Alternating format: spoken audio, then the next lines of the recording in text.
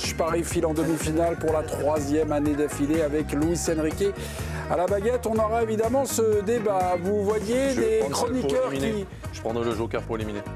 Pourquoi? Pardon? Parce que j'ai vu 2 buts. Et alors? Là, j'ai une Wilson là-bas parce qu'il a vu Paris perdre. On a mis un partout. Moi, j'ai vu la victoire de Paris. C'est nul. Bah non, Ouais, et je donne le joker à Étienne. Ok, d'accord. Là, on est Pour d'accord. revenir dans le match. Exact. Et Voilà, tout va bien. On peut est-ce que, commencer l'émission, alors. est-ce que vous comptez présenter aussi? Non, ça va. Non, mais libère le détroit d'Ormuz aussi, tant qu'on y est, parce que c'est bien Giovanni est dans la place, C'est les ça, j'y amis. vais demain. ça. Juste, on va se connecter avec Giovanni avant de voir les images. Giovanni, je voulais juste vous donner la parole. L'impression de sortie de stade, Paris file en demi-finale. Sur le match, qu'avez-vous à nous raconter, mon cher Jojo? Il a mis son petit pull. Bah écoutez, oui, Johan, c'est pour cacher la marque. Bonsoir Mémé, bonsoir à tous. Bah écoutez, Paris a survécu à l'enfer d'Anfield puisque c'était le thème d'hier. Non, j'ai trouvé que les Parisiens avaient retenu les leçons de ce qui s'était passé l'an passé à Villa Park face à Birmingham. Ils ont pris la tempête, ça a été compliqué. Liverpool est trop limité, mais il a mis du cœur. Et moi, j'ai vu des Parisiens solidaires qui ont été appliqués défensivement, ce qui fait la force des grandes équipes, pas paniquer. Et mention spéciale à João Neves ce soir qui a été exceptionnel. Un régal, le milieu portugais. Eh ben voilà, ça sera peut-être des petites choses et des petites relances pour le thème MVP que j'ai décerné bêtement, parce que je suis un peu membre de l'UEFA, donc à Dembélé qui a marqué un doublé. Vous avez des questions, chers téléspectateurs? Eh bien non, c'est un fantastique ou logique puisque Paris est en demi-finale. Est-ce que c'est logique ou fantastique? Liverpool 0, Paris 2. Paris a gagné sans bien jouer, pour vous important ou accessoire. Dembélé, son doublé le consacre-t-il MVP? Et Ekitike mondial en danger, on aura une petite pensée pour lui puisque c'est peut-être la vraie mauvaise surprise de la soirée. Une alerte Ekitike qui est sortie sur une civière à la 28e minute. On aura peut-être des nouvelles de la part de Giovanni Castaldi s'il croise Arne Slot. Safonov, 6 arrêts ce soir avec Safonov. Le Russe Paris a-t-il enfin un grand gardien? Doué blessé, Doué a-t-il été trop tendre ce soir? Je n'ai pas salué l'homme qui se terre dans l'ombre. L'argent tout d'abord, le pognon. Avec une question que même les télés étrangères nous envient. Qu'est-ce que c'est que tu truc ce soir? Encore une question relativement simple, en tout cas on espère pour tes spectateurs. Qui est originaire de Liverpool? Réponse 1, les Beatles. Réponse 2, Céline Dion. 1 000 € à gagner. Tirage au sort le lundi 20 avril. Vous envoyez un ou deux au 7, 10, 21. 1 000 € à gagner. Ça c'est très bon. Ouais. Pardon, excusez-moi. Prends ça, question pour un champion. Les images 0-2, Paris, on y va. La victoire du Paris Saint-Germain ce soir à Anfield, mais malheureusement, Mémé en a parlé. La première image de ce match, c'est la blessure, visiblement au tendon d'Achille pour Hugo Ekitike. Il se blesse tout seul, il sortira en pleurs et sur civière. Derrière, quasiment dans la foulée, une énorme occasion pour Liverpool sur ce centre de Salah. En deuxième période, le contact entre McAllister et Paco. Pas de pénalty après intervention du VAR. Et puis Ousmane Dembélé va s'offrir un doublé. D'abord sur cette frappe un petit peu à la Messi. Et puis sur ce contre avec Bradley Barcola qui était entré à la place de Désiré Doué, blessé lui aussi, tout comme Nuno Mendes pour le Paris Saint-Germain. Le Paris Saint-Germain qui affrontera le vainqueur de la confrontation entre le Bayern Munich et le Real Madrid. Qui s'explique demain, vraisemblablement. Pour l'heure, à l'heure où on parle, c'est plutôt le Bayern qui se dessine. Paris est en demi-finale. Est-ce pour vous fantastique ou est-ce simplement logique? Habillage comme vous voulez. On y va, mes petits en régie. Premier de cordée, Ludo Obraniak. Fantastic ou logical? C'est fantastique. Fantastique. Monsieur Apadou. Fantastique et historique. Fantastique, historique. Toujours, technique. toujours. et On le met dans les technique. questions, je pense. Nicolas Villas. C'est fantastique et logique. Non, non. Ton Alors, père- je dois dire un truc en hic, mais j'ai pas le droit de dire logique. Non. Ok, alors logique ou fantastique? c'est Logique ou fantastique? fantastique et, Non. et magnifique. Mais quoi, non, ils ont dit des trucs, moi je peux pas. Non, Vas-y, mets-moi un carton alors. surtout pas. Étienne Moiti. Moi, je vais dire que c'est logique. Logique? Donc il a dit quoi Il a dit Nicolas? fantastique. Fantastique. Il fait pas l'émission. Je comprends rien à ce qu'il dit quoi. Il fait une émission à part. lui. Oh, il cherchait un truc en hic. Ouais, d'accord. Président, mettez le hic là au niveau du jingle, oui. s'il vous plaît. Jingle-hic. Étienne, vous n'importe affrontez quoi. l'hésitant Villas, On est l'homme heureux. de Ouais, toutes si les... j'avais compris ce qu'avait dit Nico, peut-être j'aurais pu le choisir, mais je suis comme Joe, j'ai rien compris. Bon alors, il y a Obraniak ou Apanik? Ludovic, Allez, ça va. Obraniak. Ludovic, ça marche. Ludovic, ça marche. Ludovic, oui. Obraniak. Obraniak. Je vais te la faire. Oh là là. Obraniak, Ludovic, fantastique face à Étienne Moati, logique. Attention, Ludovic, c'est à Vic. Évidemment que c'est fantastique parce que même si le Paris Saint-Germain a un entraîneur génial, des joueurs géniaux et qu'il fallait remettre ce titre en jeu et revenir comme ça sur une demi-finale avec un PSG certes différent mais qui n'a pas été épargné par la préparation physique ratée, les matchs accumulés et puis aussi par les blessures. Luis Enrique a décidé de ne pas faire de recrutement non plus, donc tout ça est passé par un trou de souris, donc c'est énorme, c'est fantastique, c'est génial et on est heureux d'aller revoir cette demi-finale contre le Bayern. Étienne est heureux, mais trouve ça logique. On y va. Un trou de souris, il n'a pas dû aller à la campagne depuis un moment, Ludovic Obraniak, parce qu'il y avait plus qu'un trou de souris. Ouais. C'était plutôt une grotte énorme où tu pouvais rentrer toute une armée. Non, évidemment, c'est un magnifique résultat pour le Paris Saint-Germain. Et c'est pas rien de se hisser une nouvelle fois en demi-finale. Mais franchement, moi, j'étais de ceux qui pensaient qu'il n'y avait pas un écart aussi important, aussi abyssal entre les deux équipes. Et franchement, après ces deux matchs, l'écart, il est énorme. Le Paris Saint-Germain a eu une vingtaine d'occasions donc, sur l'ensemble des deux matchs. Ils ont été peu efficaces offensivement. Ils ont fini par l'être sur la deuxième partie. Franchement, au bout du compte, ça devient logique. Je vous ai laissé finir votre phrase qui avait commencé à la 35e seconde, mais faites gaffe quand même, mon petit Étienne. Fantastique pour Ludovic Obraniak, logique pour Étienne Moati. Président, à vous de jouer. Je croyais que Étienne allait conclure en disant donc c'est fantastique. Par rapport à ce qu'il vient de dire. Ah, donc il était sur un fil. Pas loin, ouais. Mais est-ce qu'il est tombé du fil ? Je pense qu'il est d'accord sur les deux trucs. Il est d'accord que c'est fantastique et aussi logique, mais je suis un peu d'accord avec lui, mais je rejoins Ludo par rapport à la saison que le PSG a vécue, par rapport à toutes les questions qu'on avait sur leur état physique, sur les blessures, etc. Ça rentre en compte. Et de les voir aussi en forme à cette période de l'année, on dit, moi je trouve ça fantastique. Et puis de récidiver par rapport à ce qu'ils ont montré la saison dernière. Surtout l'écart. L'écart en huitième, l'écart en quart face à deux équipes de première ligue. Donc vous prenez les arguments d'Étienne là. Oui, mais je trouve, c'est ça qui est fantastique. C'est de mettre autant d'écart face à ces équipes-là. Reprendre les trucs dans tous les sens. Et d'être présent, parce que la logique, ça aurait été, la logique, c'est de gagner, de passer pour moi. Mais là, de le montrer avec une telle détermination, dans des moments aussi difficiles, parce que ce soir, ils ont vécu des moments difficiles. On a vu un autre visage de ce PSG-là, solidaire, défensivement, tout le monde a travaillé les uns pour les autres. Donc je trouve que c'est une très grande équipe de Ligue des Champions et une très grande équipe tout court. Parce que à chaque fois, on a toujours tendance à mettre en avant le côté spectaculaire avec beaucoup de buts. C'est ça qu'on aime bien, forcément. Mais après, il y a aussi le gros travail collectif qui était aussi fantastique ce soir. Ludovic Obraniak a bu vos paroles. Étienne Moati ourdit un complot. Vous pouvez être renversé ce soir, je vous avertis, mon cher président. Vous avez répondu renversé par Étienne Moati. Qui n'en a pas du tout l'intention, parce que finalement, on est assez d'accord quand même. Oui, on n'est pas loin. Moi avec le président, mais même moi avec le jeune Obraniak, qui connaît rien aux souris, mais qui quand même connaît 2-3 trucs en football. C'est vrai que t'es plus spécialiste en souris. Mais là-dessus, quoi. Sauf que moi, je suis la catégorie au-dessus, c'est la hyène, c'est pas la souris, ça mord plus fort. Okay. Voilà, enfin, il voulait pas dire en souris, c'était plutôt en football qu'il voulait dire. Pas spécialiste. Enfin bon, bref, c'est pas grave. Non, d'accord, ok. Nico Villas et Dave Apadou, l'argumentaire de Ludovic Obraniak pour dire que c'est fantastique, c'est que finalement cette saison n'est pas une saison comme les autres.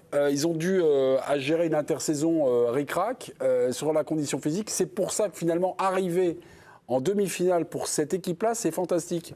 Est-ce que vous avez d'autres arguments pour valoriser le fantastique ? Non, mais c'est pas juste arriver en demi-finale. C'est arriver en demi-finale avec ça. Avec cette manière. C'était pas à l'arrache. Oui, bien sûr. Et puis, on avait beaucoup mis...